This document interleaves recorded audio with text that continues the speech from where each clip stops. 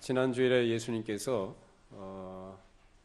예수님 당시 세례 요한과 예수님에 대해서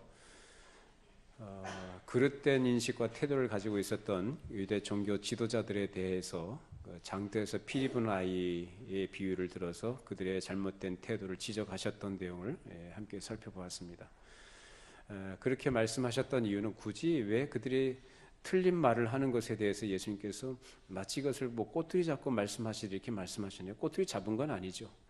그냥 지나치실 수 없는 부분이었기 때문에. 그래서 그 주변에 예수님의 그 제자들이 그런 잘못된 여론들 그리고 잘못된 그 인식들로 인해서 믿음에서 흔들릴까봐 그런 것을 방지하기 위해서, 즉 제자들을 올바른 예수님에 대한 인식의 토대 위에 그 믿음이 흔들리지 않도록 붙잡아 주시기 위해서 장터에서 피 입은 아이의 비유를 들어서 그렇게 교훈하셨던 것을 우리가 생각해 봤습니다. 자, 그 말씀을 하시고 나서 예수님이 이제 성부 하나님과 이제 기도로 이제 교통을 하시죠. 그 기도의 교통의 내용이 오늘 25절, 26절의 말씀에 있는데 그것은 다른 게 아니고 그 요지는 뭡니까? 이것을 지혜롭고 슬기 있는 자들에게 감추셨다고 말씀하시고 어린아이들에게 나타나셨다고 하거든요. 어린아이와 같이 되지 않으면 너희가 천국에 들어갈 수 없다, 하나님 나라에 들어갈 수 없다고 예수님 말씀하신 말씀 기억하시죠? 어린아이가 뭘 얘기할까요? 어린아이의 특징이 뭡니까? 순진하다는 말은 어른들에 비해서 상대적으로 그렇게 될 수 있다라고 표현할 수 있겠지만 어린아이들이 순진하진 않죠. 영악하죠.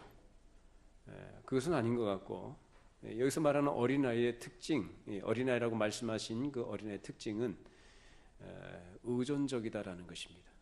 의존적. 누가, 어른이, 즉 부모가, 어른이, 보호자가 보호해주지 않으면 살아갈 수 없다는 것을 알고 의존하는 그러한 특성을 갖고 있는 것이 어린아이들이죠. 그 어린아이들에게 나타내셨다는 거, 알게 하셨다는 거예요. 누가요? 하나님께서. 은혜인 줄로 믿습니다.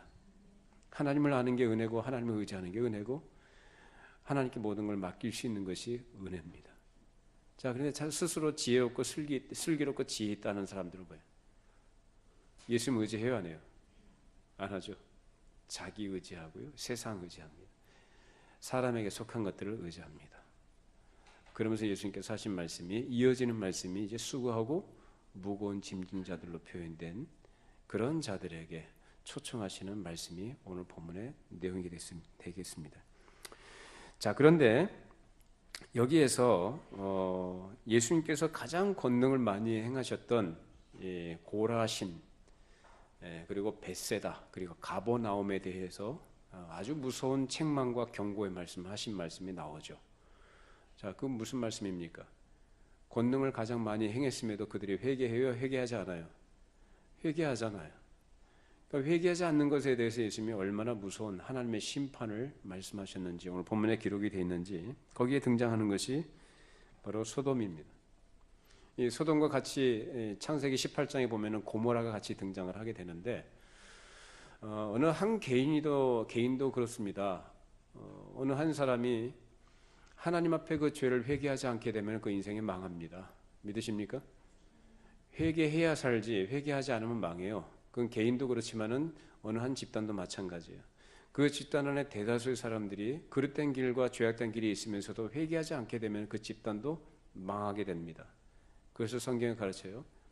그래서 그 대표적으로 등장하는 것이 이제 소돔인데, 이 소돔성에 얼마나 죄악이 만연했는지, 그래서 성적으로 타락을 하고 소돔, 그 사돔이라고 하죠. 그것이 왜 동성이라는 뜻이거든요. 그 당시에 그것이 벌써 그 성에 만연했다, 그 도성에. 그래서 온갖 사람이 저지를 수 있는 모든 악이 가득 찬 곳이 바로 이 소돔성이었고요. 그곳에 누가 살고 있었습니까? 아브라함의 조카 롯이 살고 있었죠. 그래서 그 마음이 늘 상하면서도 그 가운데 부대끼면서 살고 있었던 거예요. 그래서 하나님이 거기에서 이 롯과 두 딸만을 건져내시고 나머지는 모두 다 하나님의 무서운 심판으로 불에 타 멸망하도록 하십니다. 왜 멸망하게 됐나요? 그 성에 의인 몇 명이 없어서요? 10명이 없어서. 의인이 없어요. 근데 이것을 교회에 적용하자고 한다면 교회를 예루살렘이라고 표현한다고 할 때에 그 안에 의인 한 사람이라도 있으면 하나님이 그 죄를 용서하시고 심판을 유예하시고 그 한 사람으로 인하여서 하나님의 계시 말씀을 보내주시고 성령으로 감화하셔서 그 사람들을 어떻게 의의 길로 인도하시려는 그러한 은혜를 베푸시겠다는 약속의 말씀이 성경에 기록이 되어 있어요. 예레미야 5장 1절 말씀입니다. 같이 함께 읽어보시죠. 주보 안쪽에 있습니다.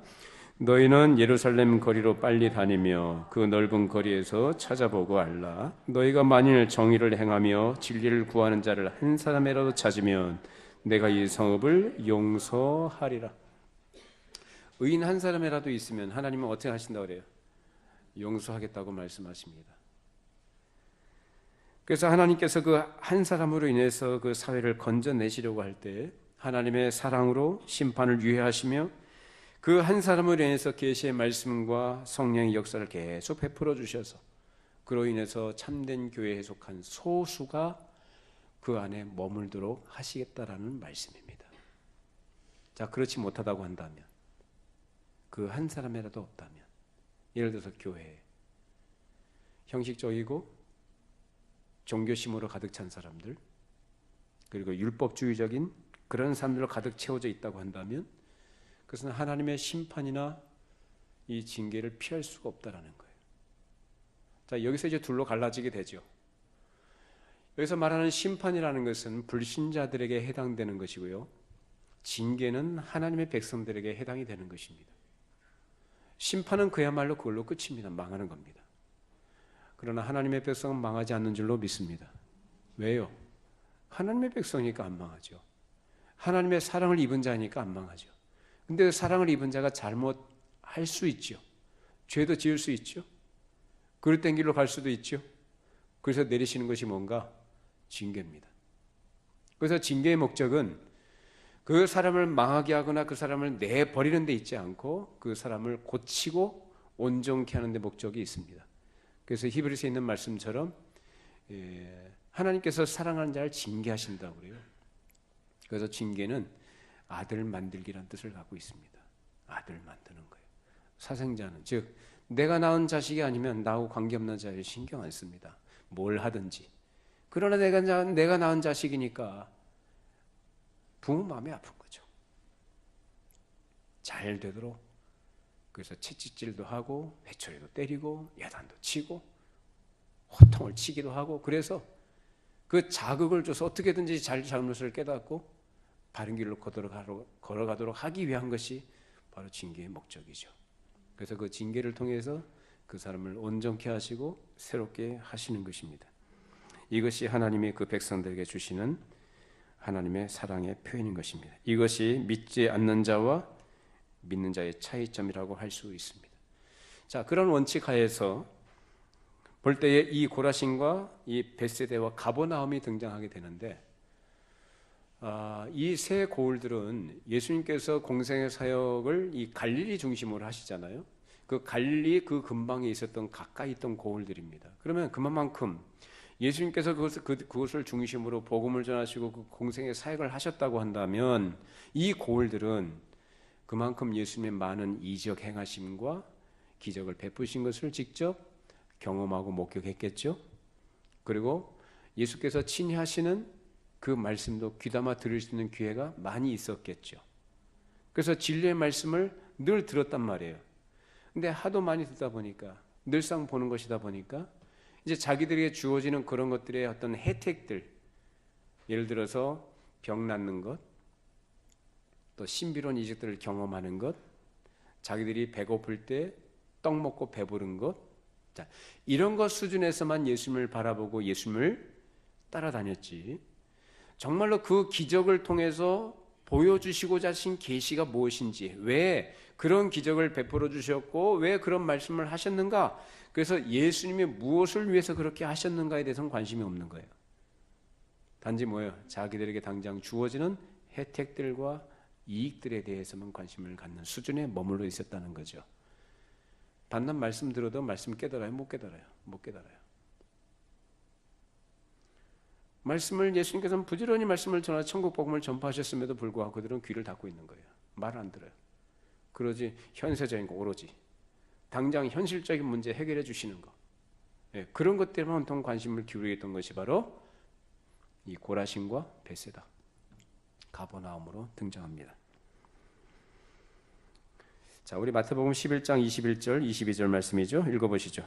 화 있을진저 고라시나 화 있을진저 벳세다야, 너에게 행한 모든 권능을 두로와 시돈에서 행하였더라면 그들이 벌써 베옷을 입고 제에 앉아 회개하였으리라. 내가 너희에게 이르노니 심판날에 두로와 시돈이 너희보다 견디기 쉬우리라.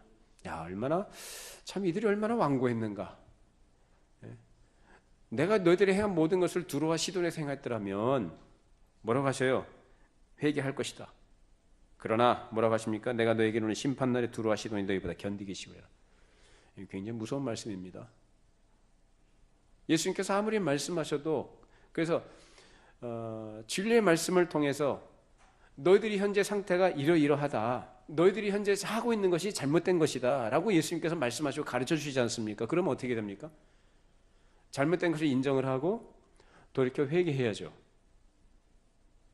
근데 이 사람들은 회개해요, 안 해요? 안 해요. 자기들은 뭘 하고 있다는 거예요? 잘하고 있다는 거예요. 율법에 대한 해석도 그릇된 것이고, 그 그릇된 해석대로 자기들이 이것저것 열심을 가지고 실천한다고 열심을 부리고 행하는 모든 것들이 다 잘못된 것이었거든요. 근데 예수님이 그거 지적하시니까 오히려 화를 내잖아요. 모든 사람이 그렇죠. 자기가 잘못한 거 지적을 받으면 기분 좋아요, 나빠요? 기분 나쁘죠. 기분 나빠도 그걸 달게 듣고 돌이켜 회개할 수 있다면 그래도 가능성이 있는데, 이 가능성이 없어요. 여기는 전혀. 그만큼 완고하다는 것입니다. 그래서 예수님께서 심판을 면치 못할 것에 대해서 말씀하셨어요. 자, 그것은 곧 예수님께서 직접 친히 살아가셨던, 생활하셨던 그 가버나움에 대해서도 예수님 말씀하신 내용이 있죠. 23절로 24절이죠. 가버나움아, 내가 하늘에까지 높아지겠느냐? 음부에까지 낮아지리라. 내게 행한 모든 권능을 소돔에서 행하였더라면 그 성이 오늘까지 있었으리라. 내가 너에게 이르노니 심판날에 소돔 땅이 너보다 견디기 쉬우리라 하시니라. 앞서 말씀드린 것처럼 이 소돔이라는 것은 인류 역사상 지금 성경에 등장하는 가장 죄악된 도시로 기록이 된 대표적인 성이 바로 소돔 성입니다. 자, 그런데 예수님께서 행하신 모든 기적들과 그 말씀을 소돔에서 행하셨더라면 소돔성이 뭐라고 합니까? 회개했을 것이다라는 거예요. 소돔성이 더 견디기 쉬울 것이라는 말씀이 뭐냐면은, 소돔성이 그렇게 극악한, 그렇게 타락한 도시였음에도 불구하고 그들은 내 말을 들었을 것이다라는 거죠. 근데 가버나움은 들어요, 안 들어요? 선지자가 고향에서 대접을 받습니까? 못 받습니까? 못 받죠. 그 말씀과 연계된 뜻입니다.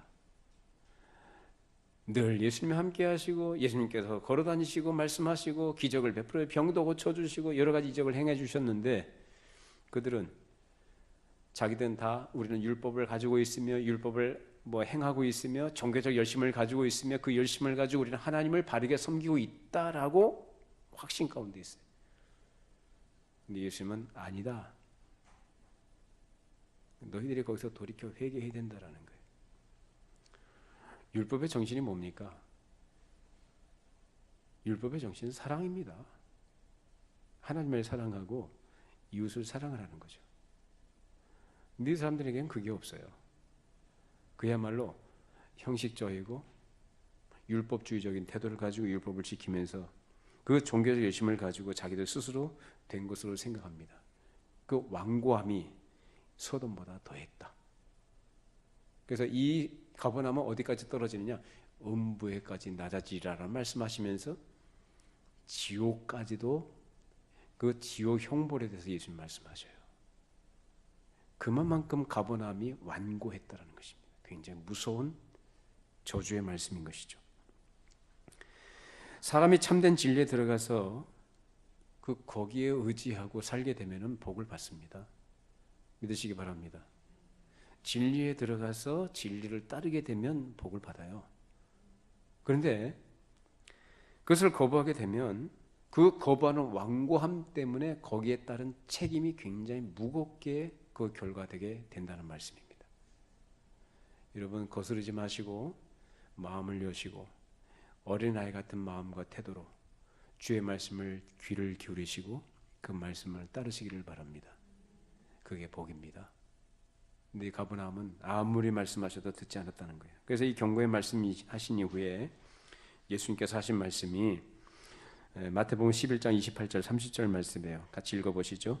수고하고 무거운 짐진 자들아 다 내게로 오라. 내가 너희를 쉬게 하리라. 나는 마음이 온유하고 겸손하니 나의 멍에를 메고 내게 배우라. 그리하면 너희 마음이 쉼을 얻으리니 이는 내 멍에는 쉽고 내 짐은 가벼움이라 하시니라. 수고하고 무거운 짐진 자들아.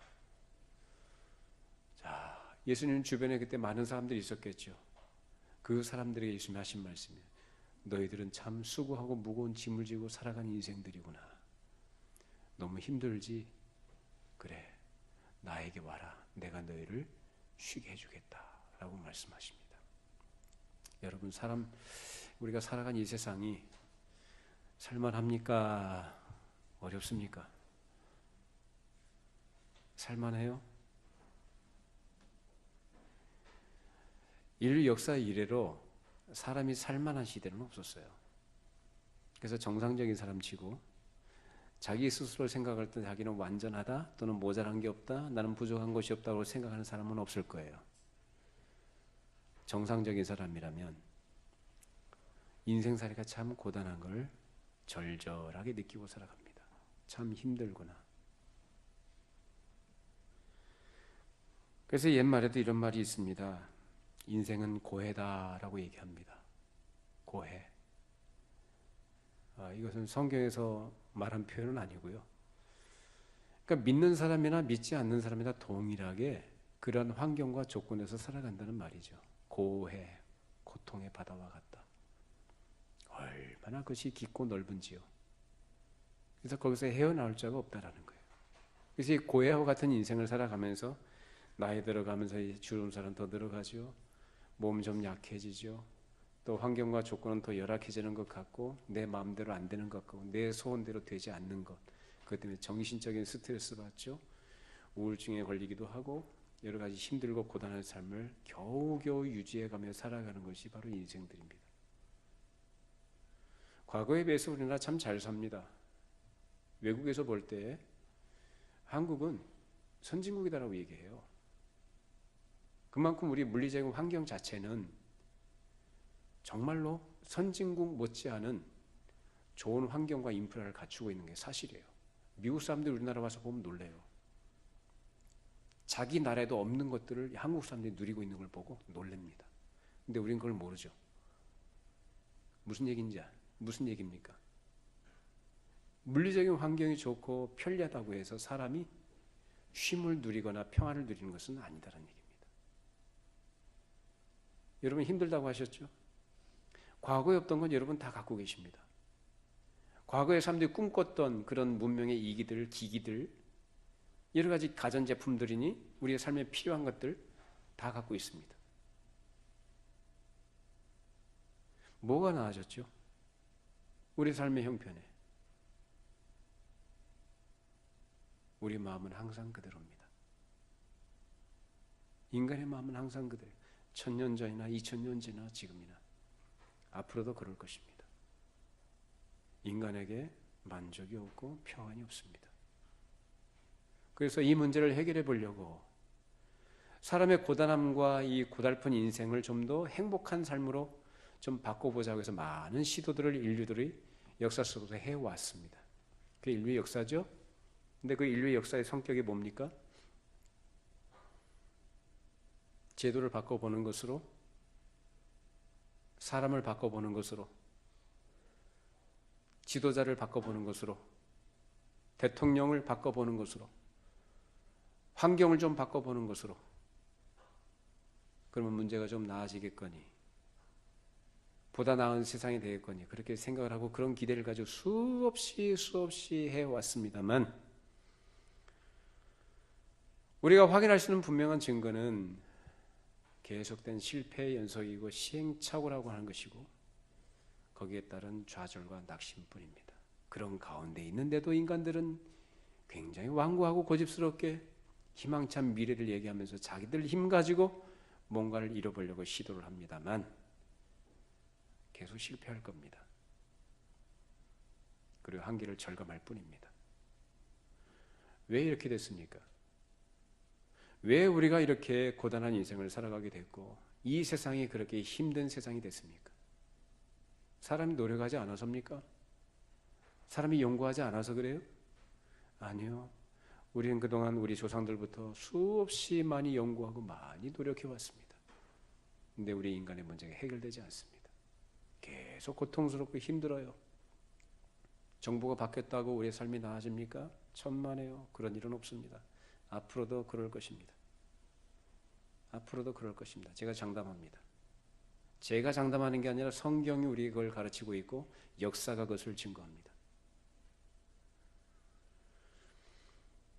인간이 가지고 있는 근본적인 문제가 해결되지 않는 한 아무리 세월이 수천 년이 지나가고 수천 번 사람들이 노력을 해도 안 됩니다. 그것은 바로 아담의 죄 문제입니다. 아담의 범죄 이후에 인간들은 고단한 삶을 살게끔 돼 있습니다. 어찌 보면 그것이 하나님 보시기에는 정상적인 삶은 아니지만 우리가 그렇게 고통스럽게 살아가는 이 세상의 현실이라는 것은 어찌 보면 당연한 것이죠. 죄로 인한 결과인 줄로 압니다. 하나님께서 금령으로 내리신 선악을 알게 하는 나무의 열매를 먹지 말라. 이것은 너는 너의 위치를 알아야 되고 너 위에 왕 대신 하나님이 있다는 것을 기억하고 그 말씀에 순종하고 살아가라는 뜻이었습니다. 그런데 인간은 그것을 거부합니다. 자기 스스로 왕이 되려고 하고 자기 스스로 하나님과 같이 되려고 했습니다. 유혹에 넘어가서.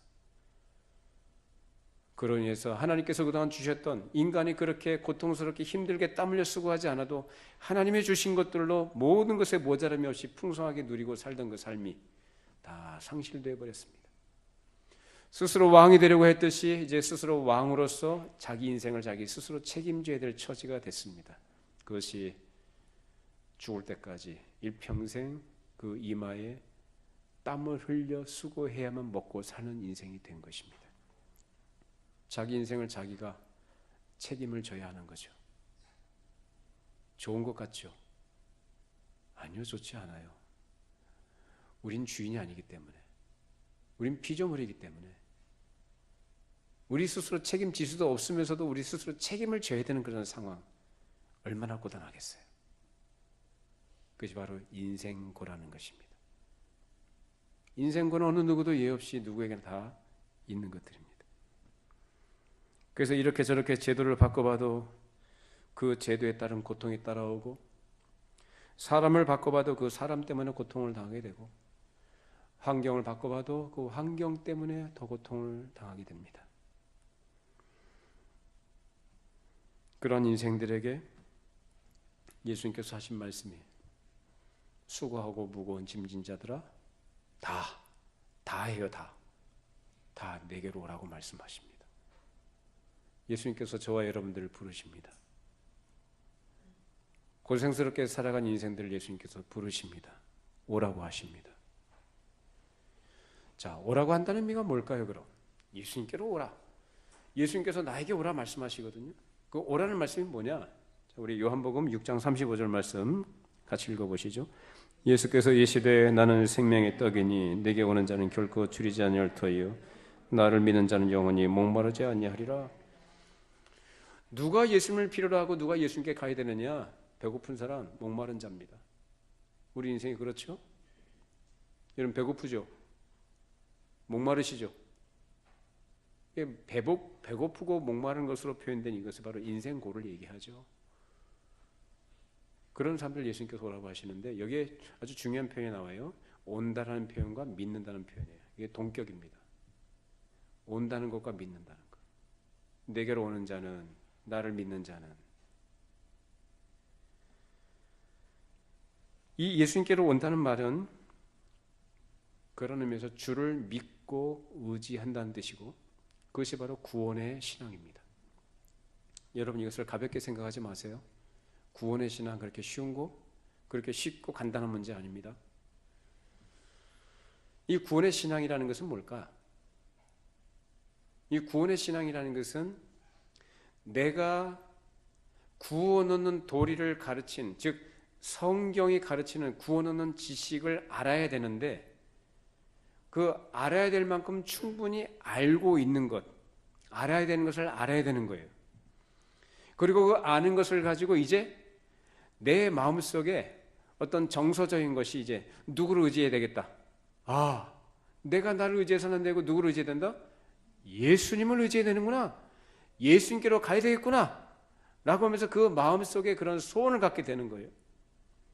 그래 이제 그 믿음 안에서 이제 그 주께서 말씀하신 그 말씀을 신뢰하고 그 말씀을 따라 실천하고 살아가는 것까지, 이것이 뭐라고요?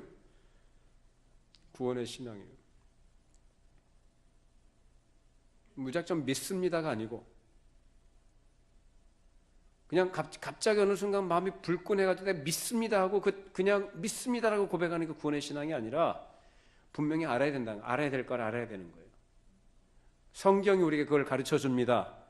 알아야 될 걸, 즉 구원을 어떻게 얻는가에 대해서 알아야 될 것을 가르쳐 주는 그 지식을 내가 알 만큼 알아야 되는 거예요. 그리고 계속 알아가야 되는 거예요. 계속 알아가기를 또한 소원해야 되는 것이에요.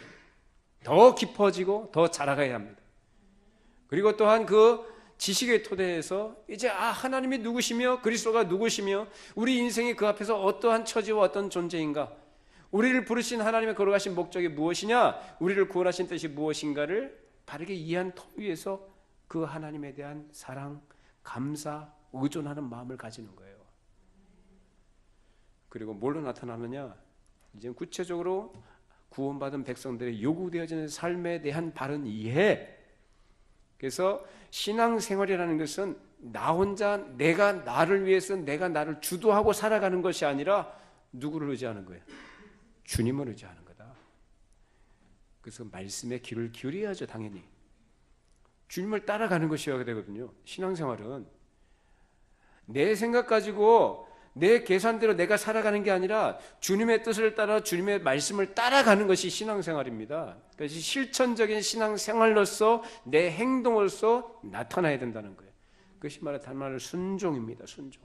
말씀의 순종. 이것이 뭐라고요? 구원의 신앙이라는 거예요. 이거 아니면 그건 구원의 신앙이 아니에요. 그래서 믿습니다라는 표현 속에는 두 가지를 함축해서 얘기할 때 예수 그리스도가 나의 구원자이십니다. 또 하나는 예수 그리스도만이 나의 주인이십니다라는 뜻입니다. 그 고백과 믿음대로 순종하고 살아가는 거예요. 그게 성경이 말하는 구원의 신앙입니다. 이런 구원의 신앙을 우리 모두가 소유할 수 있기를 바랍니다. 자, 그러면 그런 구원의 신앙 어디서 생기는가? 고린도전서 12장 3절 말씀 읽어보시죠. 그러므로 내가 너에게 알리노니 하나님의 영으로 말하는 자는 누구든지 예수를 저주할 자라 하지 아니하고 또 성령으로 아니하고는 누구든지 예수를 주시라 할 수 없느니라. 뭐라고 말합니까? 하나님의 영, 성령이라고 얘기합니다. 성령으로 말미암아 예수를 주시라 한다라는 거죠. 그래서 성령으로 하지 아니하고는 예수를 주시라 할 수 없다. 교회 다니는 사람 치고 예수님을 주님이라고 안 하는 사람 누가 있겠습니까? 근데 여기서는 주의라고 고백하는 것은 그냥 말로 하는 고백이 말하는 게 아니라 신뢰하고 의존하는 것까지 말합니다. 누구만이 그렇게 합니까? 성령이 그 안에 내주하신 사람들만이. 성령으로 말미암지 않고는 아무도 그를 주라 할 수 없다. 그것이 바로 믿고 의지하는 믿음이라는 것입니다. 그래서 성령께서 그 사람 안에 충만하게 역사하셔서 감화하실 때 그 안에 갈라디아서 5장에 있는 말씀과 같이 사랑과 희락과 화평과 같은 성령의 열매, 거룩한 품성적인 것, 이 새로운 품성적인 것들이 그 안에 발생하게 된다는 거예요. 그래서 예수 믿는 사람은요, 그래서 좋을 수밖에 없어요. 예수 믿는 사람은 기질 자체는 다 다르지만 그 그리스도적인 품성이 나타날 수밖에 없습니다. 여러분 모두가 그런 분들이 되기 바랍니다. 예수 믿는다고 하면서 그런 성령의 감화하심, 왜 성령께서 감화하시겠어요? 성령님은 우리에게 무슨 신비한 능력, 어떤 환상을 경험하도록 하기 위해서 역사하신 분이 아니고 우리가 얼마나 하나님 앞에 더럽고 추한 죄인인가를 깨닫게 하시는 분이시고 그런 죄인을 깨끗게 하시는 예수 그리스도의 피를 의지하게 하시고 믿게 하시는 분이 바로 성령님이십니다. 그 예수 믿음으로 그리스도와 연합되게 하셔서 이제 그 그리스도와 연합된 자로서 그 그리스도부터 부여받은 그 생명과 그 생명으로부터 발현되는 품성들을 열매로 나타나게 하시는 분이 바로 성령님이셔요. 근데 예수 믿는다고 하면서 이런 성령께서 거룩한 품성을 맺도록 하시고자 하시는 이런 역사하심에 대해서 그걸 무시하고 짓밟아오는 일들이 있습니다. 예수 믿는 사람들이. 그만큼 사람이 완고하고 결함이 많다라는 얘기예요. 그 사람이 믿음이 없다는 얘기가 아니라 그 사람 안에 새로운 생명이 들어갔다 할지라도 그 사람 안에 남아있는 부패성, 즉 옛사람으로 표현되는 거죠. 그 부패성이 그를 그렇게 성령을 거부하게끔 할 때가 있다라는 거예요. 그만큼 그 사람은 손해입니다. 그 사람의 그 복이 아니다 그 말입니다. 그래서 여러분 우리가 예수를 믿는 사람으로서 우리 안에 성령님이 계신 사람으로서 그래서 성령의 감화하심과 그 역사하심의 목적 우리로 하여금 그리스도적인 품성 그래서 성령의 9가지 열매로 말하는 그러한 것들이 그 특성들이 나타나게끔 되도록 하시기 위해서 역사하시는데 어떻게 해요? 우리가 겸손히 순종할 때입니다. 그래서 옛사람은요 이런 성령께서 역사하신 것에 정반대로 나아가고자 하는 성향을 가져요. 즉 성령을 따르지 않고 누구를 따라가요? 육신의 소욕을 따라가고자 하는 특성을 갖고 있는 것이 옛사람이에요. 그게 죽어야 된다는 거예요. 그게 안 죽고 뻘뻘 살아있으면 열매 안 맺혀져요. 근데 모르겠습니다. 그 사람이 열매 끝까지 안 맺게 된다면 그 열매 안 맺는 것이 과연 그 안에 생명이 없어서일 수도 있고요. 생명은 있다 할지라도 그렇게 불순종하고 그렇게 거부하고 그렇게 하게 되면 성령님이 탄식하시죠. 하나님 아버지 얼마나 마음이 아프겠어요. 우리가 자식을 낳아서 기르는 부모 입장에서 부모 마음이 그러지 않겠습니까? 내 몸으로 낳은 자식이 부모가 생각하고 기대하는 바가 있고 또 부모가 그를 사랑하는 마음으로 어떻게 이렇게 좀 됐으면 좋겠다는 그 기대들이 있을 거 아니에요. 그 부모의 마음과 그 기대를 알고 이해하면서 그렇게 자라가주면 얼마나 부모 마음이 기쁘겠어요. 근데 그렇게 하지 않고 거스르고 자기 마음대로 하고 그렇게 되면 부모 마음이 어떻겠습니까? 굉장히 아파요. 아파요 정말. 그보다 더 아픈 게 없어요. 그게 부모 마음이에요. 여러분 하나님 마음 아프게 하지 말고 하나님 마음에 기쁨을 드릴 수 있기를 바랍니다. 성령님은 우리로 하여금 그 하나님 마음에 기쁨을 드리는 사람으로 살아가도록 우리를 이끌어 가시고 도우시는 분이에요. 성령님 인도하심에 순종하시기를 바랍니다. 요한복음 14장 15절입니다. 너희가 나를 사랑하면 나의 계명을 지키리라. 요한일서 2장 3절 4절 우리가 그의 계명을 지키면 이로써 우리가 그를 아는 줄로 알 것이요 그를 아노라 하고 그의 계명을 지키지 아니하는 자는 거짓말하는 자요 진리가 그 속에 있지 아니하되 누구든지 그의 말씀을 지키는 자는 하나님의 사랑이 참으로 그 속에서 온전하게 되었나니 이로써 우리가 그야 있는 줄을 아노라. 자, 우리가 예수를 믿는다는 것은 결국 예수님을 사랑한다는 얘기가 되는 거죠. 그 예수님을 사랑하기 때문에 뭘 지켜요? 그의 계명을 지키는 거예요. 여러분 사랑하면 어려워요? 쉬워요?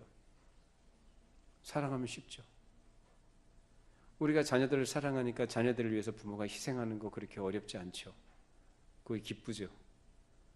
내가 이렇게 희생하고 수고한 것 때문에 자식들이 음식도 맛있게 먹고 또 잘 배우고 잘 건강하게 자라가는 거 보는 후 부모의 마음은 얼마나 보람 있고 얼마나 기쁨이 있겠어요. 사랑하면요 어렵지 않아요. 쉬워요. 사실 오늘 예수님 말씀하신 것이 바로 그 내용입니다. 사람이 주님께로 온다는 것은 예수님을 믿고 그를 사랑하며 그를 의지하고 그 삶이 주를 향해서 나아가는 것을 말합니다. 그것을 위해서 반드시 성령님을 의지해서 그의 거룩하신 역사로 인해서 그리스도적인 품성, 즉 새 사람으로서 행해야 하는 것입니다. 그리고 그것은 결코 무거운 짐이 아닙니다. 예수님께서도 오늘 말씀 30절에서 내 멍에는 쉽고 내 짐은 가볍다라고 말씀하십니다. 사랑하면 억울하지 않고, 사랑하면 힘들지 않고, 사랑하면 즐겁습니다. 억지로 하니까 힘들고 부담스러운 것이고, 억지로 하게 되면 그것이 내가 곧 사랑이 없다는 것을 스스로 증거하는 것입니다. 자, 그러면 예수님께서 여기서 말씀하신 무거운 짐이라는 게 뭔가?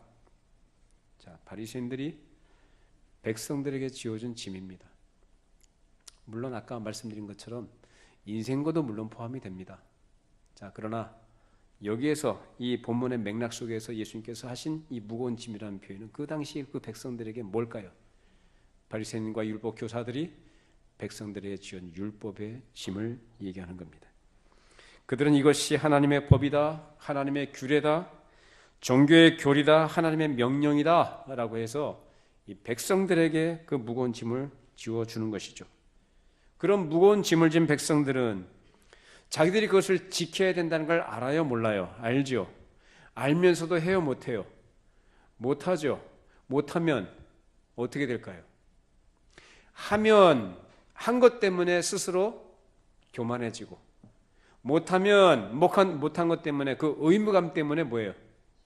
죄의식에 빠지고 짓눌려버리죠.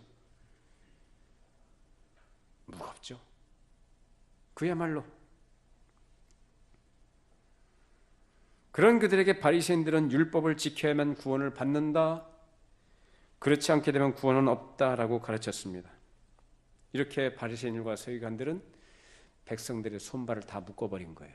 그래서 율법 10계명을 모법으로 해서 그 밑에 하위법들, 자법들 무수히 만들어내가지고 마치 대추나무에 연걸리듯이 얽히설키 모든 것들을 모든 상황에 세부적으로 무엇을 하면 되고 무엇을 하면 안 된다, 이런 것들로 그 백성들을 속박을 해버린 것입니다.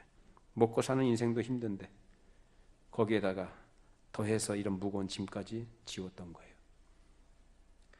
자, 그러면 지금 무거운 짐이라는 것이 이것만 있는 것이냐? 또 다른 것이 있어요. 그것이 뭐냐? 바로 죄의 권세라는 것이 우리가 지고 있는 짐일 것입니다. 사람으로 하여금 원하지 않음에도 자꾸 죄의 달콤한 유혹과 또 죄로 인한 번민과 가책 속에서 계속 끌어가고 결국 죄의 노예처럼 무거운 짐을 지고 살아가게 되는 우리의 현실을 말씀하신 거죠. 그것은 마치 어떤 사람이 등에 무거운 짐을 지고 어떤 높은 고갯길을 힘겹게 올라가려고 몸부림을 치고 발버둥 치는 것과 같습니다. 한번 생각해 보세요. 철로역정에 보면 그런 게 나오죠. 이 크리스찬이 무거운 짐을 지고 올라가는 거, 언덕을 높이 올라갑니다. 힘들게 올라갑니다. 애씁니다. 바로 율법을 지키려고 애씁니다.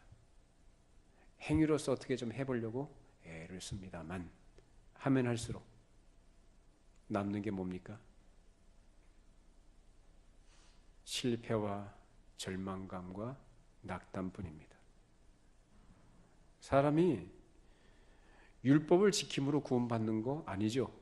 근데 바리새인들은 그걸 지켜야 구원받는다고 가르쳐요. 엉터리도 그런 엉터리가 없습니다. 소경이 소경을 인도하는 거죠. 그들도 그 율법이 뭔지를 모르는 사람들. 소경이 소경을 인도하면 둘 다 구덩이에 빠집니다. 율법을 지키는 것으로 삶이 생명을 얻는 것은 없어요. 지키려면 완전하게 지켜야 되는데 완전하게 지키신 분은 예수님밖에 없는 줄로 믿습니다. 그래서 예수님께서 율법의 완성자가 되신 거예요. 그 외에 어느 누구도 율법을 완전히 지킬 수가 없으며 율법을 지킴으로 생명을 얻는다는 것은 언어도도 아니고 불가능한 것입니다. 그런 의미에서 율법은 사람을 죽입니다. 사람을 정죄합니다. 사람을 살리는 게 아니에요. 율법은 복음만이 사람을 살리는 줄로 믿습니다.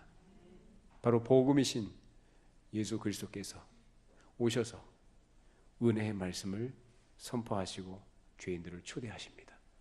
수고하고 무거운 짐진 자들아 다 내게로 오라. 내가 너희를 쉬게 하리라. 이런 주의 말씀을 듣고 그 가르침을 따라 살면서 약속하신 은혜 가운데 들어가라고 초대해 주신 거죠. 이 말씀을 따라가게 되면 그 사람은 쉼을 얻게 될 것입니다. 그리고 그 쉼은 이 세상이 주는 평안과 다른 것임을 말씀하셨습니다. 자, 요한복음 14장 26절 27절입니다. 보혜사 곧 아버지께서 내 이름으로 보내실 성령 그가 너에게 모든 것을 가르치고 내가 너에게 말한 모든 것을 생각나게 하리라. 평안을 너에게 끼치노니 곧 나의 평안을 너에게 주노라. 내가 너에게 주는 것은 세상에 주는 것과 같지 아니하니라. 너희는 마음에 근심하지도 말고 두려워하지도 말라.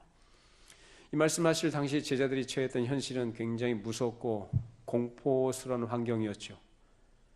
이제 예수님께서 잡혀 돌아가시고 나면, 죽고 나면은 자기들이 이제 어떻게 될 것인가, 미래에 대한, 내일에 대한 불안감이 엄습했고, 사람들로부터 조롱과 비난을 받으며 사회적인 왕따가 될 만한 그런 상황과 처지 속에 그들이 놓여 있었습니다. 얼마나 힘들었겠어요.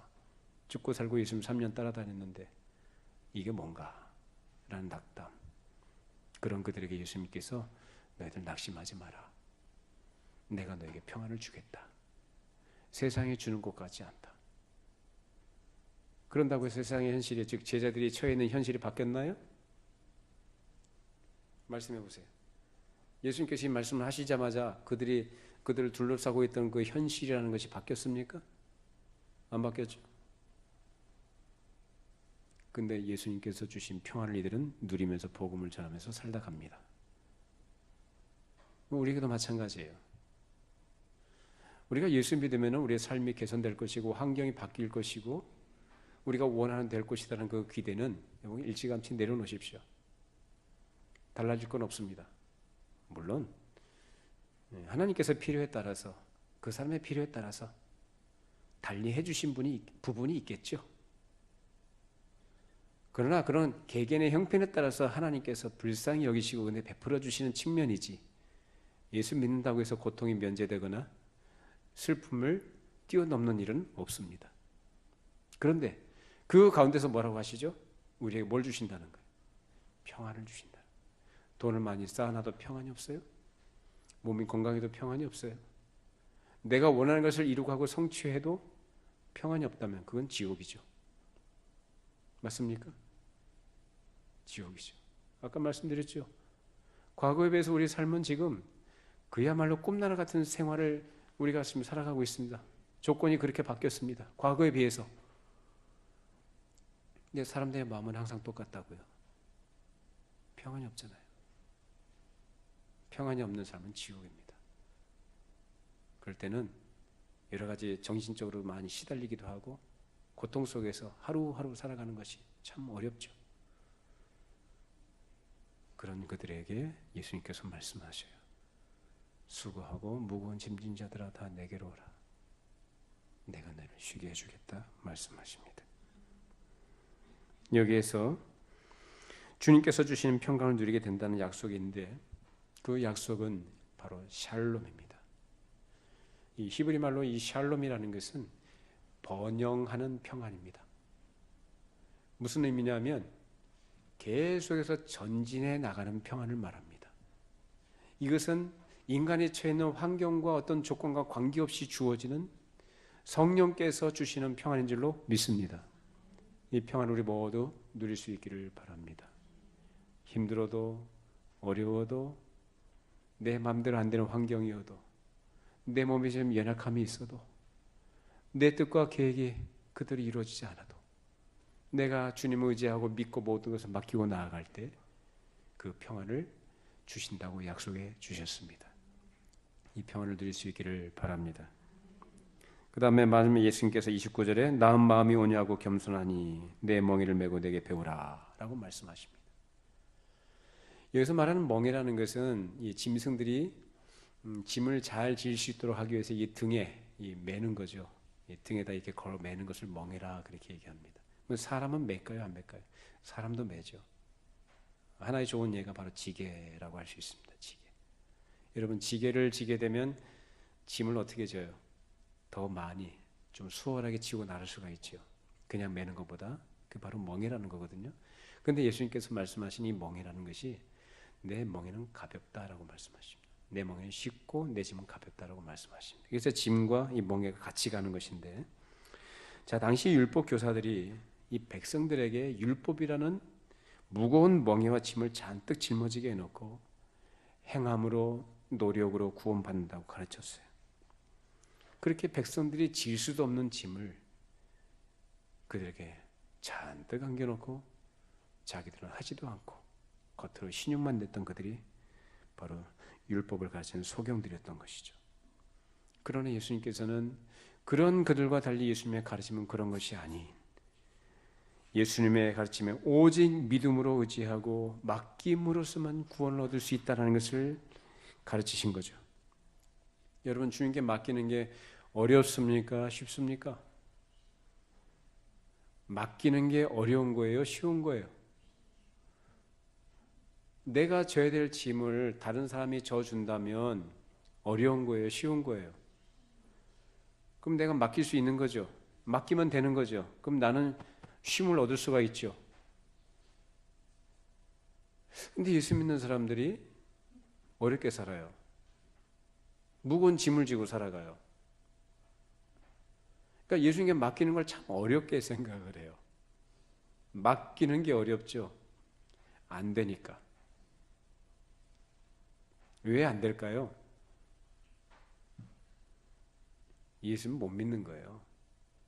말씀은 말씀이고 내 현실은 현실 아닙니까? 이거죠. 그렇다고 우리가 현실을 다 무시하고 깡그리 무시하고 뭐 뜬구름 속을 걸어가자는 얘기는 아닙니다.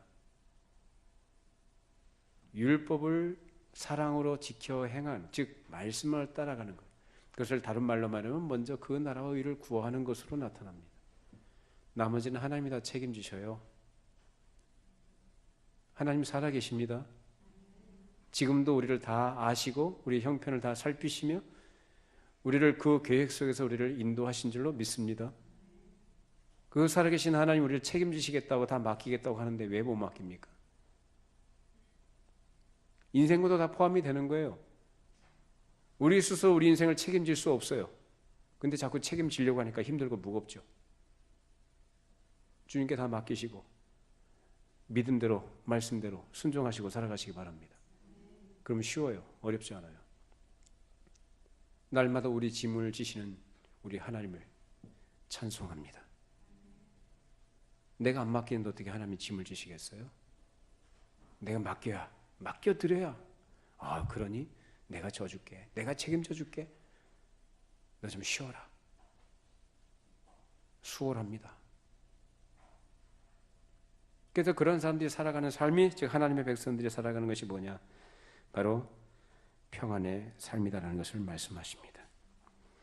그래서 예수님께서 29절에 보시면은 뭐라고 하십니까? 예수님 자신이 뭐라고 그래요? 온유하고 겸손하다. 나는 마음이 온유하고 겸손하니 나의 멍에를 메고 내 배우라 라고 말씀하셔요. 이 온유함에 대해서는 예수님이 산상수훈에서 팔복 가운데 말씀하신 부분이 있죠. 마태복음 5장 5절 말씀입니다. 같이 함께 읽어보시죠. 온유한 자는 복이 있나니 그들이 땅을 기업으로 받을 것이며. 자, 온유라는 것은 주님께 온전히 맡겨드리는 생활 태도요. 그런 사람이 든든하게 서게 되는 땅이 그의 기업이라는 것입니다. 그 땅에서는 어떤 것이든지 와서 공격을 해도 그 사람을 무너뜨릴 수가 없습니다. 그 사람은 흔들리는 불안한 세계에 살지 않습니다. 자기가 살아야 할 땅이라고 확신할 수 있는 땅에 사는 것이요. 이렇게 온유한 사람은 자기가 살 땅을 가지게 되는데 그 땅이 바로 만세반석이신 예수 그리스도 안에 있다는 말씀입니다. 그리스도 안에 이러한 땅을 기업으로 누리시는 저와 여러분이 되기를 바랍니다.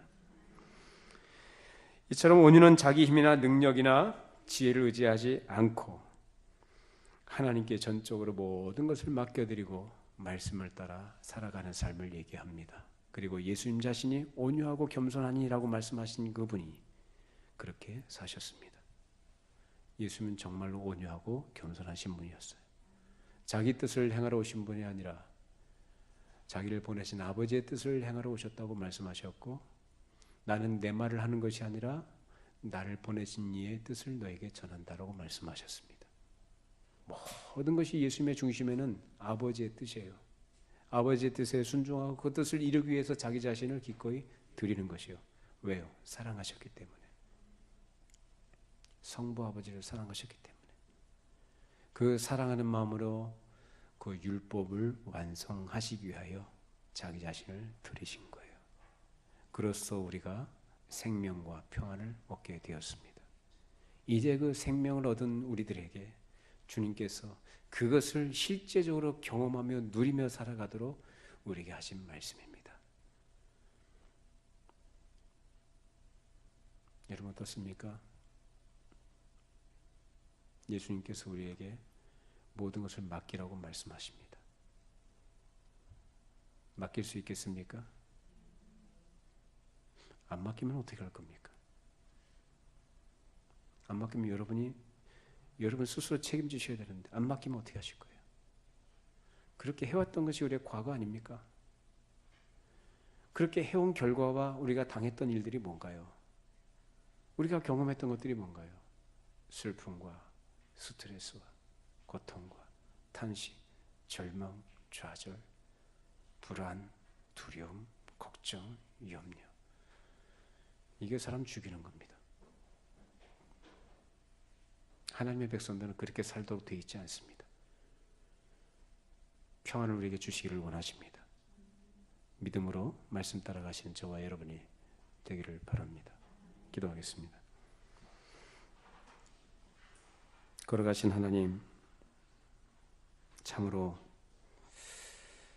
우리가 얼마나 어리석고 무지하고 미련한 자들인지 오늘 주의 말씀 앞에 우리 자신을 돌아보게 되었습니다. 우리가 살아가는 삶이 너무나 고단하고 힘든 것들이 연속이고 우리 마음도 힘들고 육체도 힘들고 여러 가지 환경도 어려운 가운데 어쩔 바를 알지 못해서 늘 불안과 고민과 걱정과 염려 속에 휩싸여 있는 우리 인생들, 또 자기 자신에 있는 죄의 문제로 인해서 고통 가운데 그 죄의 짐을 지고 가는 우리 인생들임을 저희들이 발견하게 되었습니다. 이러한 저희들을 주님께서 주님의 안식으로 초대해 주셨습니다. 수고하고 무거운 짐진 자들아 다 내게로 오라. 내가 너희를 쉬게 하리라 말씀하셨습니다. 오늘 말씀의 의미를 우리가 함께 나누도록 해주셨으니 이 말씀을 들은 자 모두의 마음속에 주의 말씀을 잘 이해하고 깨닫는 지혜를 주시고 하나님을 더욱더 신뢰하고 의지하는 강하고 담대한 믿음을 허락하여 주시며 우리 현실의 모든 문제보다 더 크신 하나님을 바라볼 수 있는 믿음의 눈을 들게 하여 주시옵소서.